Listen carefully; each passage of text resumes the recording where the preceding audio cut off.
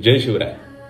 आपल्याकडे कोणाचं साधं वाढदिवस जरी असलं तरी आपण गावभर फ्लेक्स लावत हिंडतो. परंतु छत्रपती शिवरायांनी त्यांच्या राजाभिषेकाची गोपनीयता किती ठेवलेली आहे या संदर्भातील एक पत्र मिळतो.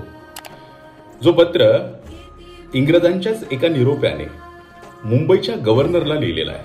तो 1674 मधला पत्र आहे. नारायण शणवी असं त्यांचं नाव आहे. तर त्या पत्रामध्ये काय नमूद करतात हे फार इंटरेस्टिंग आहे.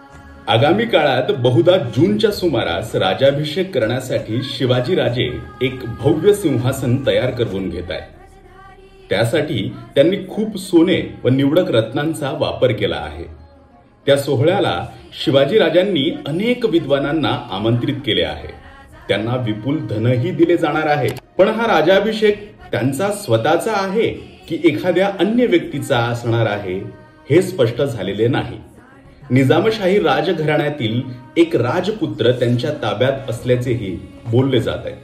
म्हणजे 1674 साली हे लिहिलेलं हे पत्र आहे ज्यामध्ये शिवाजी राजा शेवटच्या क्षणाला राजाभिषेक कोणाचा होणार आहे हे देखील माहिती होऊ देत नाहीये.